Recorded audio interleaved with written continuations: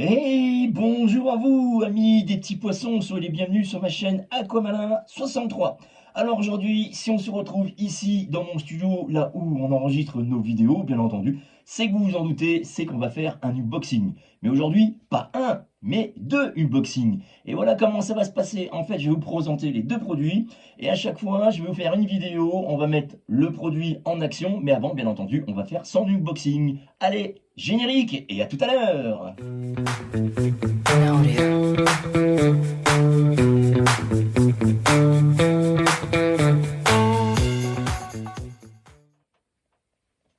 Nous voici de retour après ce générique et aujourd'hui, eh bien, nous allons faire un unboxing. Mais avant ça, je voudrais quand même remercier tous mes abonnés. Merci à vous tous, puisque aujourd'hui, sur cette chaîne qui n'est pas très vieille, au contraire, elle est très jeune, eh bien, vous êtes 96 abonnés. Voilà, 96. On approche très rapidement de la centaine et ça me fait vraiment plaisir.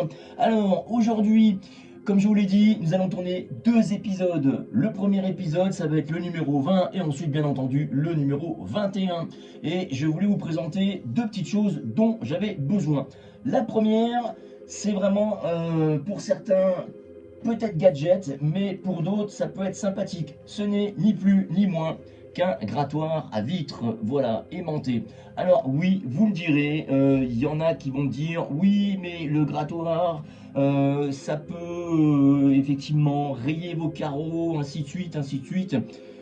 Oui et non, parce que comme j'ai déjà expliqué, si effectivement vous faites tomber votre grattoir dans le fond de l'aquarium et que vous le récupérez avec l'aimant extérieur, vous risquez de coincer un petit caillou entre les deux parties.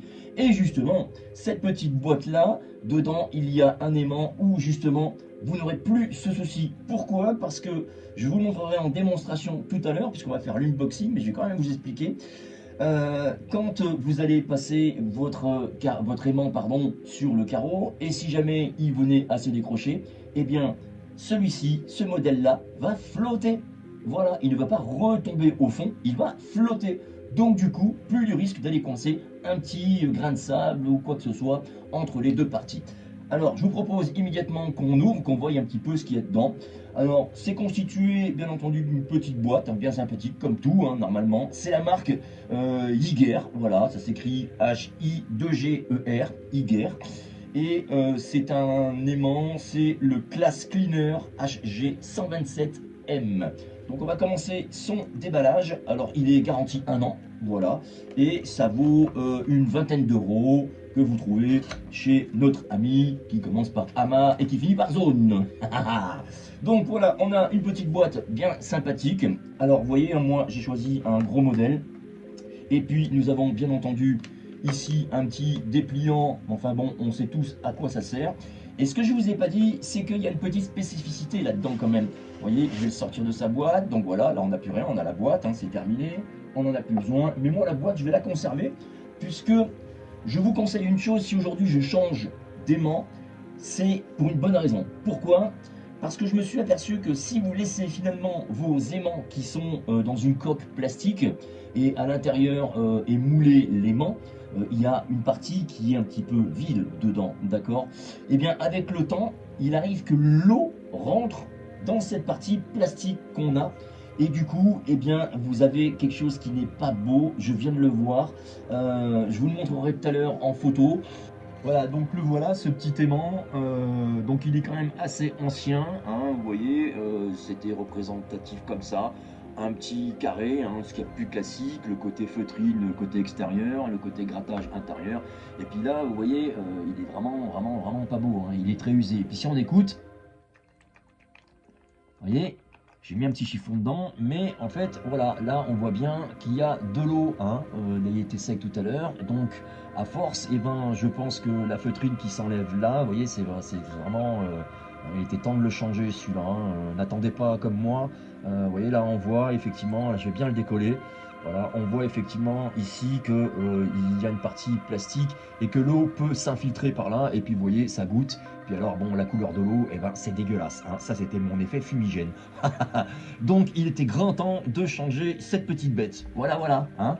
j'ai un aimant carré qui est assez ancien et en fait dedans sur la partie intérieure il y a de l'eau qui stagne. Donc qu'est-ce que ça fait? Eh bien ça fait que l'eau elle pourrit dans le plastique et bien entendu quand je passais mon aimant je voyais une espèce de fumée comme la patrouille de France avec ses fumigènes dans l'aquarium. Je me suis dit oula il y a un problème. Donc quand je les ai retirés je me suis aperçu qu'il y avait ça. Et c'est la raison pour laquelle aujourd'hui j'ai décidé de changer d'aimant. Mais j'ai pas pris un aimant classique, j'ai pris un aimant qui fait aussi office de grattoir. Voilà, alors vous allez tout de suite comprendre puisque je vais le déballer de son emballage. Voilà, je vais conserver la mousse. Il y a ici l'aimant en soie, d'accord, je vais vous le montrer bien tout à l'heure. Et ici, nous avons une première partie qui est là avec sa lame. Vous voyez, une petite lame de rasoir, voilà. Et ici, nous avons une petite lame en plastique. Pourquoi deux lames? La première, bien entendu, vous l'avez compris, c'est pour les aquariums en verre. Et la deuxième, c'est pour les aquariums en acrylique. Voilà, comme ça, vous ne risquez pas de rayer votre plastique acrylique avec cette petite partie qui se trouve là. Donc, c'est composé déjà de deux lames. Ensuite, l'astuce sur cette petite chose, c'est que lorsque vous avez ici ce qui va aller dans l'eau, ce côté-là, ça va aller dans l'eau, puisqu'on a ici le support pour la lame, et là, le côté qui va aller à l'extérieur. Et donc, vous voyez, déjà pour l'enlever, comme ça, il faut vraiment tirer comme un malade. Moi, je tire vraiment comme un malade. Et bon, il y a un petit bout de plastique dedans, ça c'est bien, c'est pour la protection. Et lorsque vous allez vouloir l'enlever de votre aquarium, eh bien, il suffit simplement de faire un quart de tour, et là, c'est très facile à l'enlever. Voilà. Et donc, du coup, comme je vous l'ai expliqué, sur cette première partie, elle est très légère, voilà, et elle est censée flotter. Hein. Moi j'ai vu sur les films, avant de l'acheter sur les films de démonstration, ça remonte bien à la surface. Donc on ira tester ça tout à l'heure. Voilà, donc c'était ce petit unboxing. Ensuite on va aller couper. On va aller directement sur le bac de 250 litres et puis on va aller faire un petit essai, voir un petit peu ce que ça donne. Mais avant, on va quand même montrer un petit peu avec cette lame. Donc effectivement, ici, je vais l'enlever.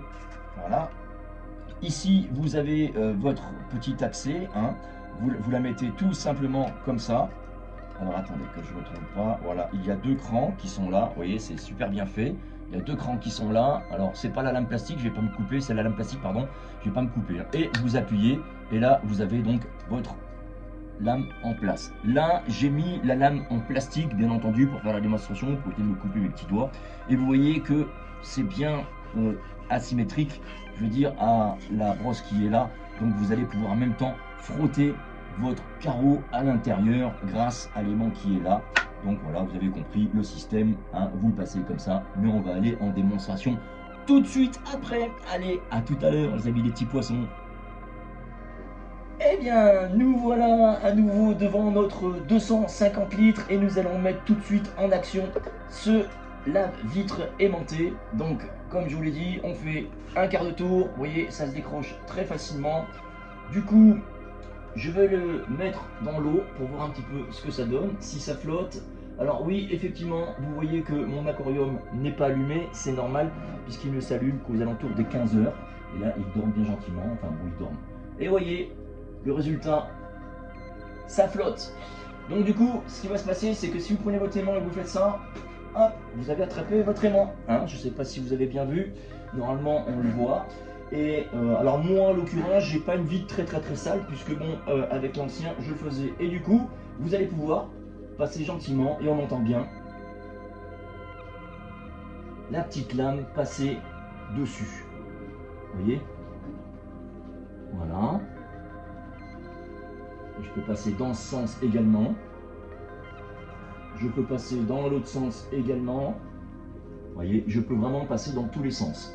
Alors un petit conseil pour ceux qui ont des aquariums comme les miens, avec une vitre bien entendu, forcément dans les coins vous allez avoir du silicone.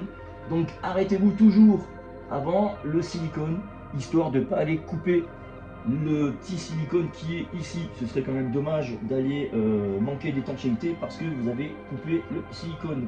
Autre chose qui est avantageux avec ce genre d'appareil, c'est que vous allez pouvoir descendre quasiment tout en bas de votre sable. D'accord? Puisque maintenant il va plus se décrocher. Voilà. Et puis finalement il n'y aura plus de sable. Alors quand vous descendez dans le sable, vous faites comme moi, vous descendez de haut en bas. Vous n'allez pas racler, sinon, enfin c'est une évidence. Hein. Donc voilà, Petit appareil en démonstration qui va vraiment bien. Vous voyez, là j'ai glissé, c'est revenu tout de suite en place. Ça va vraiment pas mal. Et là, imaginez que je le perds. Hop, il remonte à la surface. Il est là, vous voyez. Et là, je l'attrape à nouveau. Donc plus besoin de mettre les mains dans l'eau, ni rien du tout. Je trouve que honnêtement, alors oui, c'est peut-être un peu gros, puisque avant j'avais quelque chose, je ne l'ai pas parce que je les ai enlevés. Je les ai enlevés, ou alors attendez voir si je ne me trompe pas. Voilà, il est là. Vous voyez, je vais passer devant l'écran, hop, je vais le prendre ici. Voilà, avant j'avais ce genre de petites choses, de petits aimants de ce style, vous voyez. Et bien maintenant, je vais quasiment l'ôter, je ne vais plus le conserver. Et petite erreur, là on voit qu'il était neuf, donc voilà. Petite erreur, si vous les laissez dans cette petite partie plastique, eh bien à force, il risque de perdre de l'étanchéité et d'avoir de l'eau qui est là-dedans et l'eau va stagner. Et bien entendu, l'aimant, c'est pas terrible avec le contact de l'eau directement. Donc je pense que ça va laisser un dépôt et c'est ce qui s'est passé dans l'ancien et c'est ce qui m'a décidé d'acheter ça, tout simplement. Donc ce petit grattoir de marque Iger, je ne sais pas comment on peut l'appeler, moi je vais l'appeler Iger comme ça, voilà. Ce petit grattoir, vous pouvez le trouver sur un site commerce très connu, qui commence par A, qui finit par Amazon, voilà, pour le prix de 20 €. Voilà, alors vous me direz, ouais, ça fait peut-être un peu cher pour un aimant, mais honnêtement, c'est quand même un bon produit, ça gratte, franchement, ça gratte pas mal. Vous voyez, là, je viens de taper sur mon bout de bois et hop, je l'ai rattrapé. Il n'est même pas tombé au fond. Voilà. Donc, je pense que je vais m'amuser à faire ça quand il va faire jour. Et puis, voilà quoi. Donc, moi, je vais le récupérer puisque, bon, on a décidé effectivement de ne plus le laisser dans les aquariums. Je vais le laisser gentiment ici, voilà, sécher. Et puis, j'irai tout à l'heure enlever la lame. D'ailleurs, pour éviter qu'elle fasse un petit peu n'importe quoi, je vais aller prendre un chiffon que j'ai par ici et puis je vais aller l'essuyer gentiment. Alors pareil, au niveau de ces lames, vous pouvez les trouver en pièces détachées, j'ai regardé, c'est pas un problème, ça vaut rien du tout, c'est pas très cher.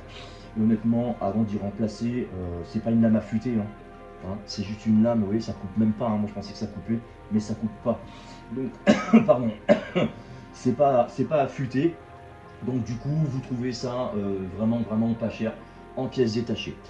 Voilà les petits amis, les petits poissons, vous étiez en compagnie d'Aquamalin63 pour l'épisode numéro 20 avec un petit objet qui peut être bien sympathique et qui peut vous éviter de laisser plein d'algues sur vos aquariums et puis qui va éviter bien entendu de rayer vos carreaux.